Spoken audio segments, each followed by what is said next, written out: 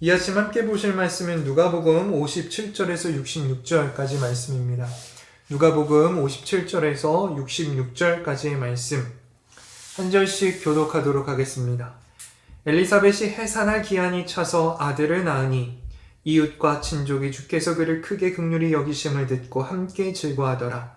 8일이 되매 아이를 할례하러 와서 그 아버지 이름을 따라 사가랴라 하고자 하더니 그 어머니가 대답하여 이르되 아니라 요한이라 할 것이라 하매 그들이 이르되 내 친족 중에 이 이름으로 이름한 자가 없다 하고 그의 아버지께 몽짓하여 무엇으로 이름을 지으려 하는가 물으니 그가 서판을 달라 하여 그 이름을 요한이라 쓰매 다 놀랍게 여기더라.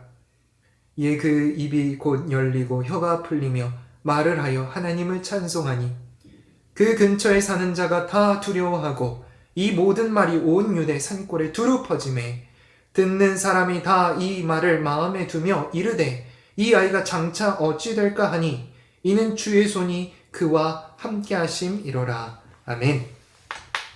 함께 기도드리시겠습니다. 사랑의 하나님 감사합니다. 우리를 사랑하여 주셔서 주의 말씀 앞에 있게 하심에 감사합니다. 주님의 말씀 반드시 성취되는 줄 믿습니다. 능력의 말씀 붙들고 살아갈 때 우리가 세상 가운데 담대하게 하여 주시옵소서. 세상의 것에 귀 기울이는 것 아니라 주님의 말씀 순종하며 살아갈 수 있도록 우리의 심령을 주께서 붙들어 주시옵소서. 이 새벽 함께하여 주실 줄 믿사오며 이 모든 말씀 예수 그리스도의 이름으로 기도드렸습니다. 아멘. 기한이 참에 이루리라, 기한이 참에 이루리라 라는 제목으로 말씀 전하도록 하겠습니다. 오늘 본문 첫 절에서 예언된 하나님의 말씀이 성취되었음을 선포합니다. 57절에 이렇게 기록합니다. 엘리사벳이 해산할 기한이 차서 아들을 낳으니 가브리엘 천사의 입술을 통해 아들을 약속하신 하나님께서는 약속하신 대로 엘리사벳으로 하여금 아들을 갖게 하십니다. 말씀을 이루시는 하나님을 통해 우리는 하나님의 두 가지 속성을 발견하게 됩니다. 첫째는 하나님은 신실하시다는 것이고 둘째는 하나님은 전능하시다는 것입니다. 하나님의 신실하심과 전능하심이 만나 하나님의 뜻이 이 땅에 이루어지는 것이죠. 그렇습니다. 하나님은 신실하셔서 자신이 하신 말씀은 반드시 이루십니다. 우리는 유약하지요. 우리는 유약하여 하루에 수십 번도 마음에 왔다 갔다 하지만 신실하신 하나님은 변개치 않으십니다. 하신 말씀을 후회하는 법이 없으시고 선포하신 말씀은 잊어버리는 바가 없으십니다. 시건치 않으시는 하나님은 자신의 신실한 성품을 따라 말씀하신 바를 이 땅 가운데 이루십니다. 또한 하나님은 전능하셔서 자신의 약속하신 바를 능히 이루십니다. 우리는 능력이 부족하지요. 약속을 해놓고도 상황이 안 좋아지면 불가피하게 그 약속을 취소하는 경우도 발생합니다. 그러나 하나님은 전능하시기에 능치 못함이 없고 이루지 못할 것이 없는 줄 믿습니다. 능력의 하나님께서는 그 입술의 선포로 온 우주 만물을 창조하셨습니다. 빛이 있으라 하면 빛이 있었고 궁창이 있으라 하면 궁창 곧 하늘이 생겼으며 물과 묻이 나니라 하면 말씀대로 물과 묻이 나니요 바다와 육지가 창조되었습니다. 태초부터 하나님의 말씀은 능력이었고 그 말씀은 신약에서도 능력이어서 아들을 낳으리라 하면 그 말씀대로 아들을 갖게 된 것이죠. 이 놀라우신 하나님은 오늘도 신실하시며 오늘도 전능하신 줄 믿습니다. 신실하신 성품을 따라 전능하신 능력을 따라 오늘 우리에게도 역사하실 줄 믿습니다. 말씀으로 온 우주 만물을 창조하신 하나님은 오늘 우리에게도 말씀하십니다. 성경을 통해 전해지는 그 능력의 말씀을 신뢰하며 말씀을 따라 순종하며 살아가는 우리 모두 되기를 소원합니다. 그런데 여러분 여기서 57절에 한 가지 눈여겨봐야 할 것이 있는데 그것은 기한이라는 단어입니다. 성경은 엘리사벳이 기한이 차서 아들을 낳았다. 기한이 차서 아들을 낳았다 라고 기록합니다. 기한이라는 것은 적절한 시기가 있다는 것을 의미합니다. 여러분 아이를 임신했으면 기한이 차서 출산을 해야 하는 것이죠. 10개월이라고 하는 기한을 다 채우지 못하면 아이가 미숙아가 될 수 있습니다. 혹은 기한을 넘기면 산모나 아이가 위험할 수도 있는 것이죠. 정확한 때 기한이 차서 출산하는 것 얼마나 중요합니까? 제 아들은요, 기한을 채우지 못하고 5주 일찍 태어났습니다. 다행히 인큐베이터 안에 들어가진 않았는데요. 태어나기까지 저희 내외가 얼마나 긴장했는지 모릅니다. 아내가 진통하는 중에 아이의 심장이 거의 멈추는 바람에 아이를 수술해서 꺼낼 뻔하기도 했습니다. 아무래도 어미 뱃속에서 충분히 자라지 못하다 보니 출산 중에 아이가 지쳐버렸던 것이죠. 기간을 다 채우는 것, 적절한 시기를 맞추는 것, 출산에 있어서 참 중요하지요. 그런데 이것이 어찌 출산뿐이겠습니까? 모든 것이 적절한 시기가 있다는 것에 대해 인생의 연배가 있으신 분들이라면 동감하실 거라고 생각합니다.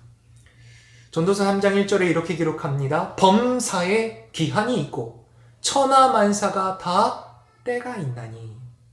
모든 일에는 적절한 시기가 있고 적당한 기한이 차야 한다라고 성경은 말씀하고 있습니다. 그러면 이 적절한 시기, 이 적당한 기한은 누가 판단할까요?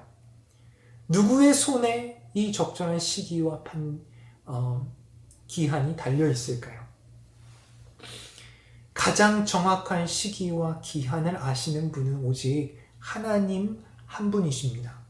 오늘 본문에 엘리사벳이 해산할 기한이 차서 아들을 낳았다 표현하는데 여기서 쓰인 기한이 찼다는 단어는 헬라어로 플레소입니다.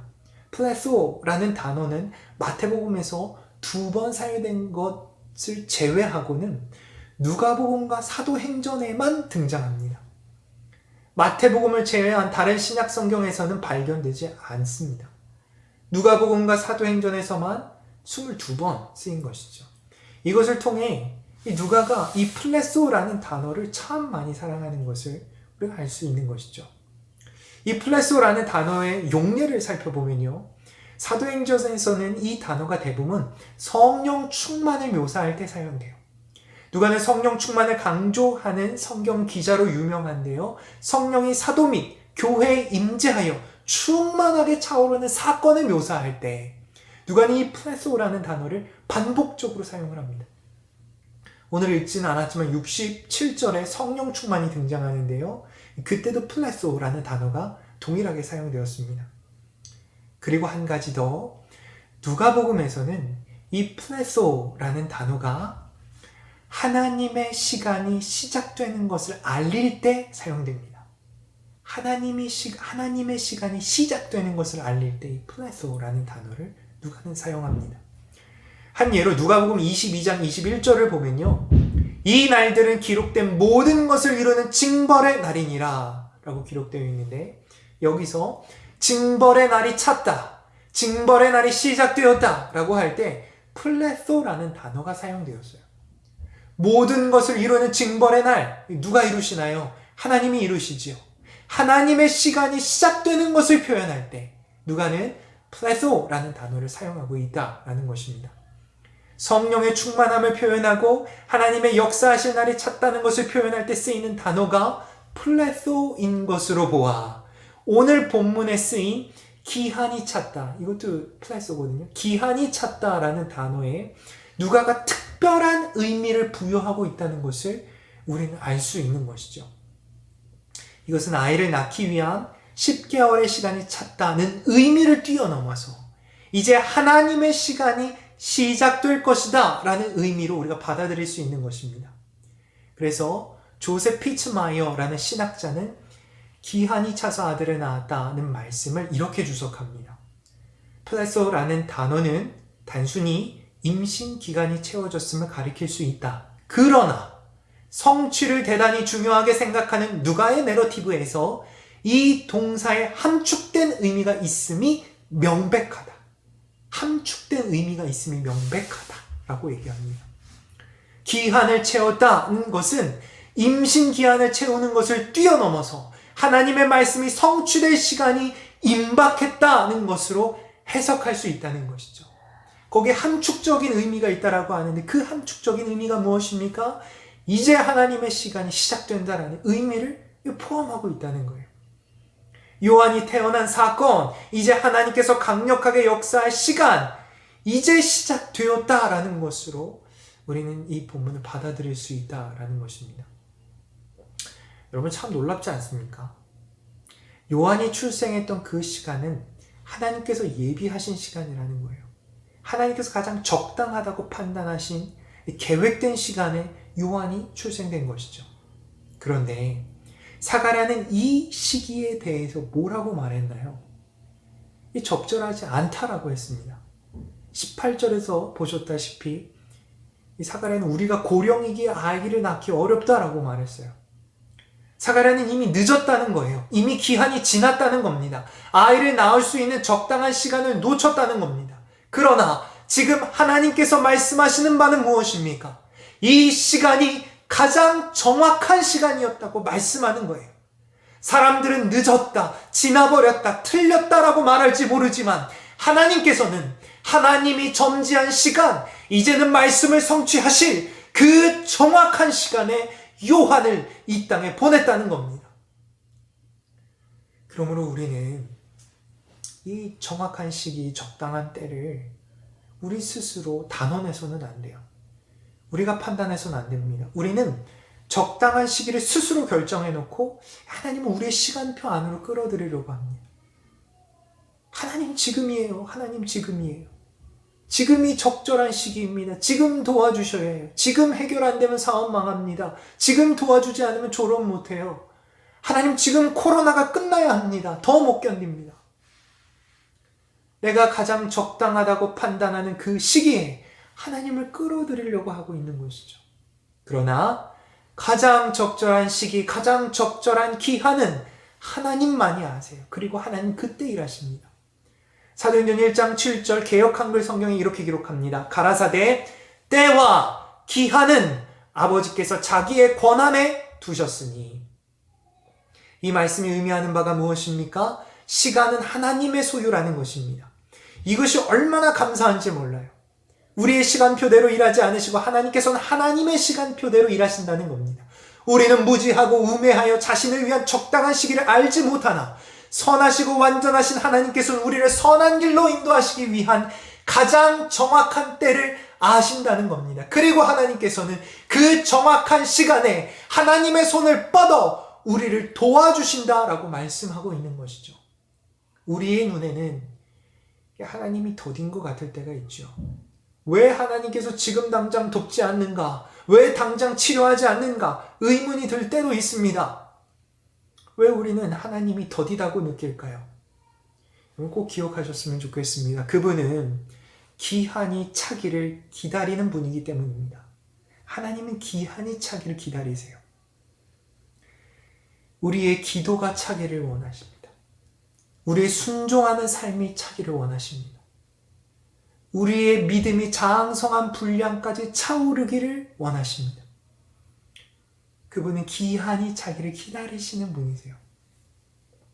하나님은 여호수아가 이끄는 이스라엘 백성들이 여리고성을 7일 동안 13바퀴 다 돌기까지 기다리셨어요.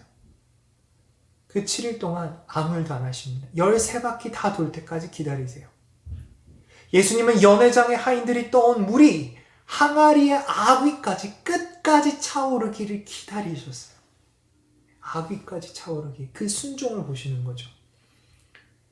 성령께서는 120문도가 마가의 다락에 모여 기도에 힘쓰기를 기다리셨습니다. 그리고 기한이 찼을 때 하나님께서는 여지없이 역사하셨습니다. 여리고성은 7일이라는 기한을 채워 무너졌고 물은 순종이라는 기한을 채워 포도주로 변했으며 120문도는 오순절이라는 기한을 채워 성령의 충만한 역사를 경험했습니다. 순종이 차오르고 믿음이 차오르고 기도가 차올라 하나님께서 예비하신 기한에 다다르면 그 정확한 시간에 하나님께서 강력하게 역사하신다라는 것입니다. 여러분, 기한이 차면 하나님의 말씀은 성취되는 줄 믿습니다. 하나님의 시간표에 따라 하나님의 때가 되면 하나님의 말씀은 반드시 이루어지는 줄 믿습니다. 갈라디아서 6장 9절에 우리가 선을 행하되 낙심하지 말지니 포기하지 아니하면 때가 이름에 거두리라고 말씀하고 있습니다. 당장의 결과물이 보이지 않으나 하나님의 시간표를 신뢰함으로 포기치 않고 믿음으로 선을 행하면 주님께서 예비하신 절묘한 타이밍, 거두는 타이밍을 경험하게 되는 줄 믿습니다. 엘리사벳이 기한을 채워 요한을 얻었던 것처럼 우리 역시 순종과 기도의 기한을 채워 하나님의 강력한 역사를 경험할 수 있기를 소원합니다. 하나님의 신실하신 성품, 전능하신 능력을 신뢰하여 하나님의 때, 하나님의 말씀이 성취된다는 것을 확신할 수 있기를 원합니다. 누가는 말씀의 성취로 세례 요한이 탄생한 것을 언급했지요. 그런데 이 말씀의 성취는 57절 한 절의 선포로 끝나고 나머지 내용은 말씀의 성취에 따른 사람들의 반응을 담고 있습니다. 누가가 주목한 사람들의 반응은 어떤 것일까요? 우선 58절을 보게 되면 함께 즐거워했다라고 기록해요.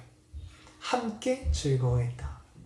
불임의 가정에 아들을 주신 이 긍휼하신 하나님으로 인해 즐거워했다라고 기록하고, 이 즐거움은 한 가정, 한 개인의 즐거움으로 끝이 나는 것이 아니라 함께 즐거워하는 공동체의 기쁨으로 연결되었다라고 지금 본문은 말씀하고 있는 것입니다. 참된 성도는 함께 즐거워할 줄 아는 사람입니다. 누군가의 즐거움을 보고 시샘하고 억울해하는 것이 아니라 그 즐거움을 축복해주고, 또한 그 즐거움을 즐거움을 허락하신 하나님께 기쁨의 찬양을 함께 올려드려야 하는 것이죠. 그러나 이 시대는 함께하는 즐거움을 상실해 가고 있어요. 단절과 분열로 인해 누군가의 즐거움을 배아파하는 시대에 삽니다. 누군가의 성공을 배아파하고 어떤 사람은 억울해하기도 하죠. 슬픔을 나누면 반이 되고 기쁨을 나누면 배가 된다는 말은 옛말이 됐습니다. 슬픔을 나누면 약점 잡히고 기쁨을 나누면 질투받는 시대를 우리는 살아가고 있다라는 것이죠. 여러분, 주님은 이 땅에 평화로 오셨습니다. 주님은 막힌 담을 허무시는 화해의 주체이십니다. 그는 우리가 함께 나눌 즐거움의 대상이세요. 우리가 참 신자라면 그 주님으로 인해 함께 즐거워하는 것을 회복해야 하는 것입니다. 지금 저는 이제 음성 판정을 받아서 코로나로부터 자유합니다. 그러나 최근까지 저는 코로나로 인해 아내와 아이로부터 격리되었죠. 함께 하지 못했습니다. 함께 식사하지 못하고 가족이면서 함께 자지 못했습니다. 격리된 거죠.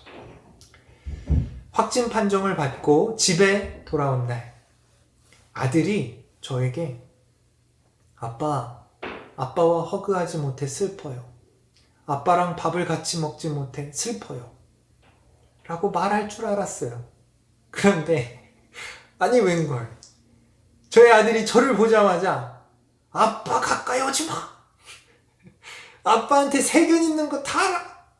내 장난감 만지지 마. 호통을 치는 겁니다. 아이고.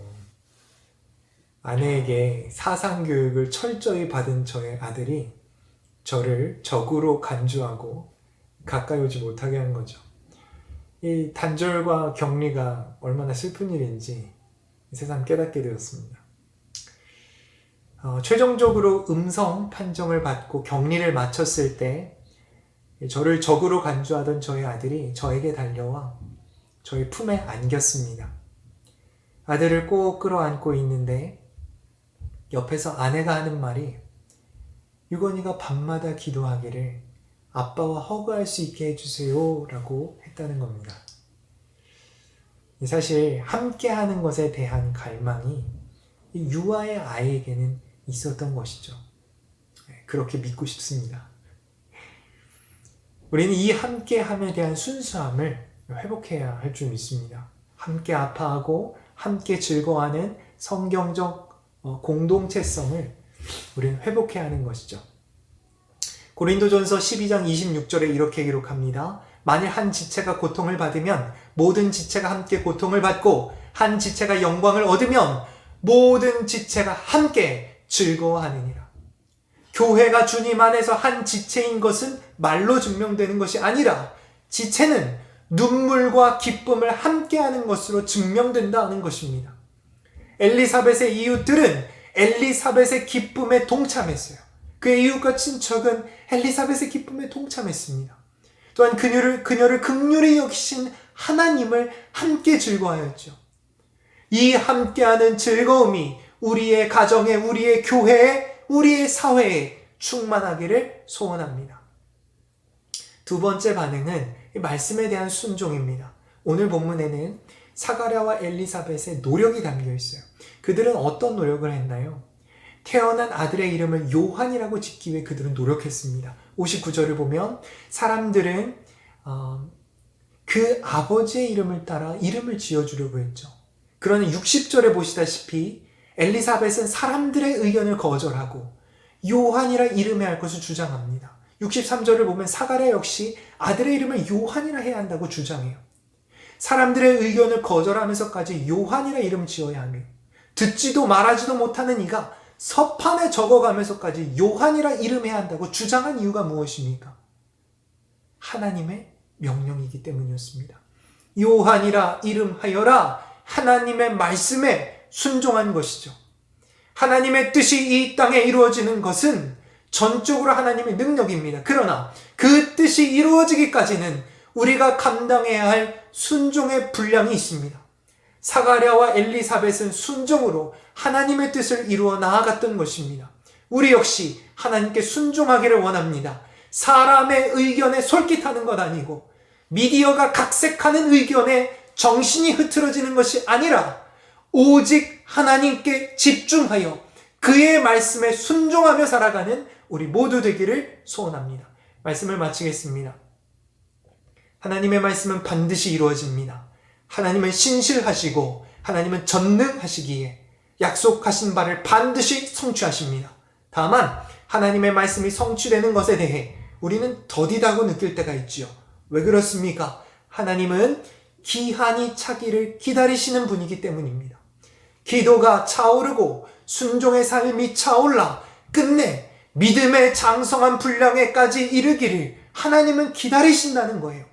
그 기한이 차면 신실하시고 전능하신 하나님께서는 당신이 말씀하신 바를 이 땅 가운데 이루시는 줄 믿습니다. 우리가 선을 행하되 낙심하지 않기를 원합니다. 때가 되면 하나님께서 이루어 주실 줄 믿습니다. 하나님의 말씀이 성취됨에 따라 함께 기뻐하는 공동체성을 회복하고 하나님의 말씀에 절대적으로 순종하는 우리 모두 되기를 소원합니다. 함께 기도드리시겠습니다. 하나님, 우리는 하나님의 시간표를 신뢰하기를 원합니다. 우리가 때를 정하고 우리가 생각하는 좋은 시기가 있으나 그러나 하나님께서 더 정확한 때를 아시고 더 좋은 시기를 아는 줄 믿습니다. 하나님이 원하시는 그때의 문제를 해결하시고 하나님께서 계획하신 그 완전하시고 선한 때에 우리에게 큰 소출을 얻게 하여 주실 줄 믿습니다. 철저히 하나님의 전지하심과 전능하심과 신실하심을 신뢰하며 오늘 우리에게 주어진 삶을 믿음으로 담대히 살아가게 하여 주시옵소서. 주여, 우리가 공동체성을 회복하기를 원합니다. 하나가 되기를 원합니다. 함께하는 삶을 살아내기를 원합니다. 함께 즐거워하고 때론 함께 눈물 흘리며 하나님의 나라를 이루어가게 하여 주시옵소서. 주여 아버지, 주의 말씀에 순종할 줄 아는 지혜가 있기를 원합니다. 하나님의 말씀 앞에 두렵고 떨림으로 그 뜻을 이루어 나가는 우리의 삶이 되도록 주님 지키시고 보호하여 주시옵소서. 도우실 줄 믿사오며 이 모든 말씀 예수 그리스도의 이름으로 기도드렸습니다. 아멘.